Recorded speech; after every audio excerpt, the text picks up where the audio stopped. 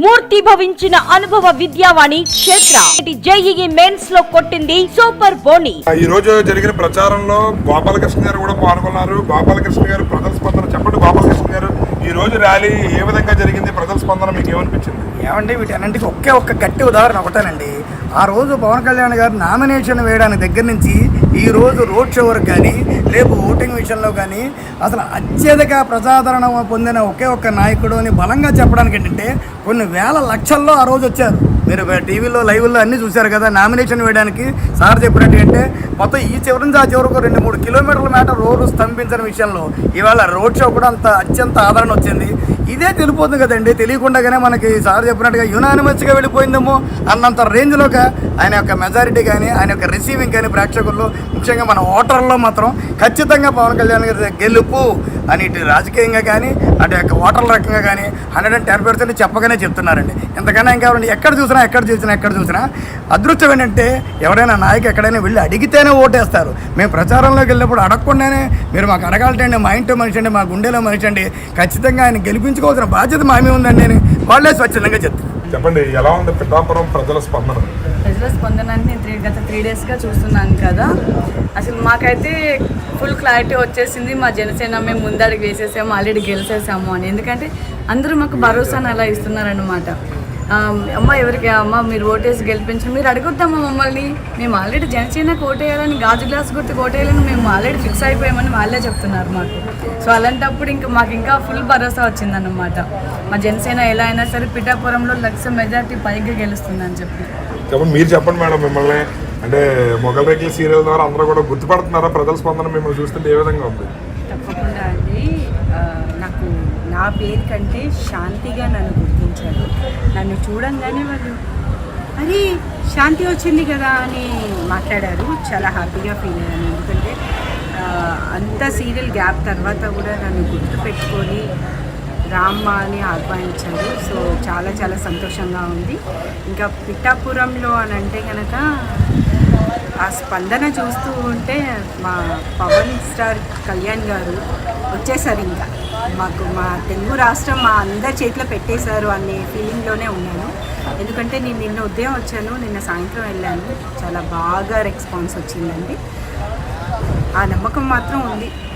చెప్పండి madam, mega family అంటే అందరికీ పెద్ద సినిమా ఇండస్ట్రీలో చాలా పెద్ద ఫ్యామిలీ. అలాంటిది వాళ్ళు చాలా లగ్జరీ లైఫ్ వదులుకుని ఇలా ప్రజల కోసం మండు టెండర్లో తిరుగుతుంటే మీకు ఎలా అనిపిస్తుంది?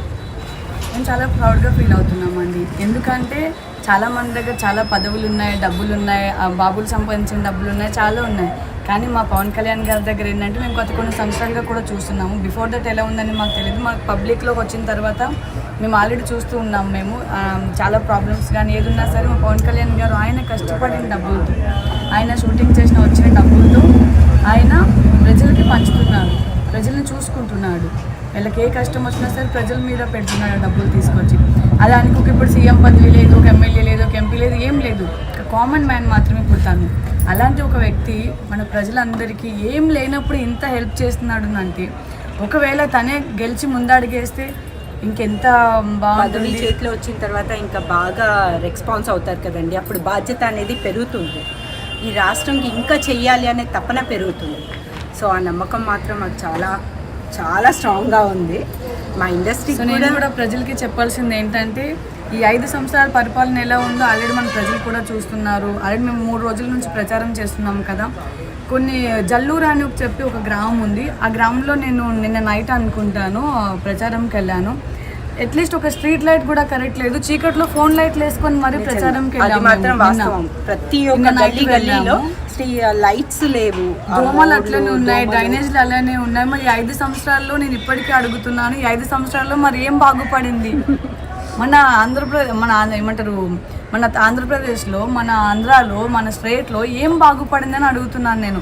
ఇప్పుడు 5 సంవత్సరాల పరిపాలన అంటే ఇప్పటి గవర్నమెంట్ నుంచి చాలా ఫండ్స్ రిలీజ్ చేసుకుంటున్నారు. మరి ఆ ఫండ్స్ అన్ని ఏం చేస్తున్నారు?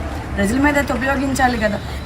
నేను వెళ్ళాను కదా, నేను కనీసం ఒక్క రోడ్డు కూడా చక్కగా లేదు, ఒక డ్రైనేజ్ కూడా క్లీన్గా లేదు, లైట్స్ కూడా లేవు. ఫోన్ లైట్స్ వేసుకొని ప్రచారం చేసినామంటే అర్థం చేసుకోండి.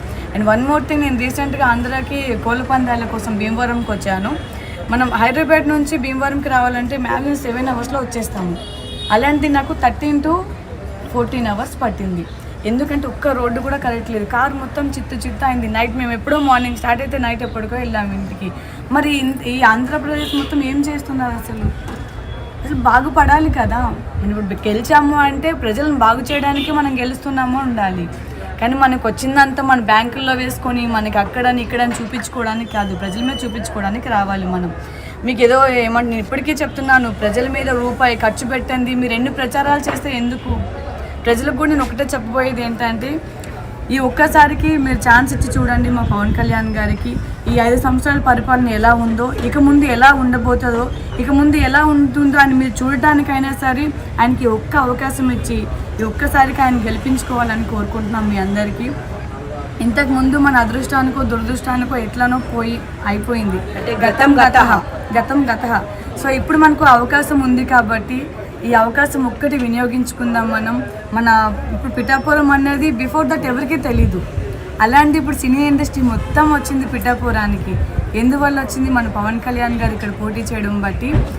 సో ఇంతమంది ఆర్టిస్టులు అందరూ ఆయన కోసం వచ్చారు. మా సీరియల్స్ షూటింగ్స్ అన్నీ వదులుకున్నామంటే ఊరికే కాదు, పవన్ కళ్యాణ్ గారు లాంటి వాళ్ళే సినిమాలు వదిలేసి మొత్తం ఆయన ప్రపంచాన్ని అక్కడ వదిలేసి మన ప్రజలు లేదు. ఇది ఇప్పటిది కాదండి, మన తెలుగు రాష్ట్రం. ఒకప్పుడు తమిళనాడు అనేవారు మన తెలుగు రాష్ట్రంకి. అప్పుడు ఎవరు వచ్చి చేశారండి? మన నందమూరి తారక రామారావు గారే కదా, ఆయన నటుడే కదా. ఆ మనిషి వచ్చి, అంత పెద్ద నటుడే వచ్చి మన తెలుగు రాష్ట్రాన్ని ముందుగా తీసుకొచ్చి ప్రజల్లో తీసుకొచ్చి మన తెలుగు రాష్ట్రం ఇది అనేసి చూపించింది ఎవరండి? ఒక నటుడే కదండి. ఇప్పుడు కూడా అలాంటి నటుడే కదండి వచ్చారు. ఏసీల్లో తిరిగినంత మాత్రాన ఆయన సేవ చేయలేకుండా పోతారా చెప్పండి? బయటోడు వచ్చి మేమే పరిపాలన చేస్తారని బ్యాక్గ్రౌండ్ నుంచి వచ్చినోడు గొప్పనా, లేకపోతే నాకేం లేదు అని వచ్చి చేస్తాననేవాడు గొప్పనా అండి చెప్పండి? ఆయన డబ్బులతో ఇన్ని సంవత్సరాలు చేస్తూనే ఉన్నారు, సినిమాలు చేస్తున్నారు. సినిమాలు చేసిన డబ్బులతో వచ్చి ఎంతో కొంత చిన్ననో పక్కనో ఆయన వల్ల అయింది, ఆయన చేస్తున్నారు. కానీ అంత ప్రతిదీ వాళ్ళ చేతిలో ఉన్న వాళ్ళే చేయలేనప్పుడు ఇలాంటి వ్యక్తులకి మనం సపోర్ట్ చేస్తేనే కదండి మన రాష్ట్రం మన చేతుల్లో ఉంటుంది. మన పిల్లల భవిష్యత్తు ఆలోచించండి. ఇప్పుడు ఒక పూట తిన్నామా, 2 రోజులు తిన్నామా, ఒక నెల తిన్నామా కాదు, సంవత్సరాల కొద్దీ మన పిల్లలు ఎలా బాగుపడాలి, వాళ్ళకు ఉద్యోగాలు ఎలా రావాలి, వాళ్ళ చదువులు ఎలా రావాలి, అలాంటివి మనం ఆలోచించాలి అని అంటే ఇప్పుడు మన తెలుగుదేశం బాగుపడాలి, తెలుగు రాష్ట్రం బాగుపడాలి అంటే ఇప్పుడు మీరు కరెక్ట్ అయిన ఆలోచనతో ఎన్నుకోవాలి, కరెక్ట్ పర్సన్ని ఎన్నుకోవాలి. అది గ్లాస్ గుర్తుకే ఉందండి. ఎందుకంటే ఇన్ని సంవత్సరాలు అన్ని రాజకీయాలు చూశారు, ఇదొక రాజకీయం కూడా చూడండి. ఈయన ఆషామాషిగా కాదు కదా వచ్చినోడు, ఆయన వల్ల కాదు అనేవాడైతే వెళ్ళిపోయేటోడు కదా. కానీ చేస్తాను అని 10 సంవత్సరాల నుంచి చేస్తున్నారు కదా, ఆయన చేస్తూనే ఉన్నారు. సినీ రంగానికి వదిలిపెట్టలేదు, ప్రజలకు వదిలిపెట్టలేదు, ఆయన చేస్తాననే తప్పన వదిలిపెట్టలేదు. ఇంత దూరం వచ్చి ఊరు చిన్న పల్లె తిరుగుకుంటా ఆయన చెప్పులు లేకుండా తిరుగుతున్నారు అంటే ఆయన చెయ్యడానికే సిద్ధంగా ఉన్నాడు కదండి. మనలాంటోళ్ళకి, మనకంటే చిన్న వాళ్ళకి, పెద్దవాళ్ళకి అందరికీ మంచి చూపించాలనే కదా వచ్చారు. అంటే నిజానికి బలం ఉంటుందండి. నిజానికి ఓటేస్తే మీ అంతటా మీరే నిజం అని ఒప్పుకునేవారు అవుతారు. అందుకే మన జనసేనకి మన ఓటేయాలి. చెప్పండి, ఫైనల్గా పిఠాపురం ప్రజలకి మీరిద్దరూ కలిసి ఏం చెప్తున్నారు ఒకరి తర్వాత ఒకరు? పిఠాపురం ప్రజలకి చెప్పాలి అని అంటే, ఇన్ని సంవత్సరాలు ఆయన సినీ రంగంలో ఉన్నారండి. మెగాస్టార్ చిరంజీవి గారు కూడా ఉన్నారు. ఎవరి జోలికి వెళ్ళారు, ఆయన పనేంటో ఏంటి అనేది చాలా కష్టపడి ఆయన ఈ స్థాయికి వచ్చారు.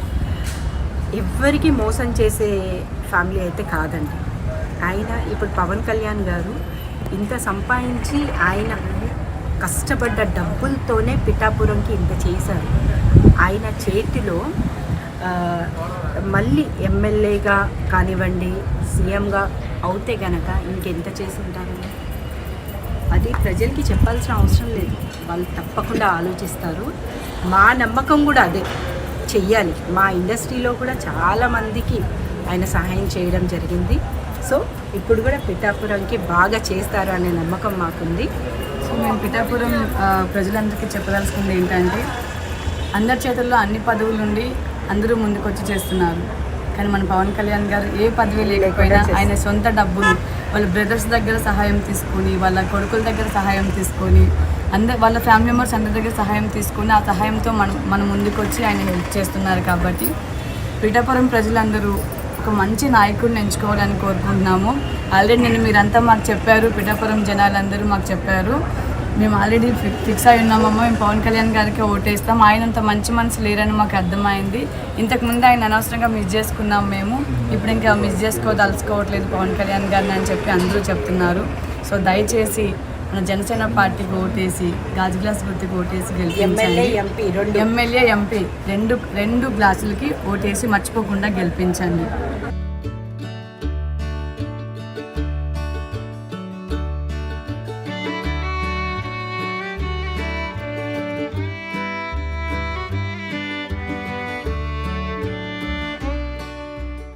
సుమన్ టీవీలో మీ పర్సనల్ అండ్ బిజినెస్ ప్రమోషన్స్ కోసం కింది నెంబర్కి కాంటాక్ట్ చేయండి.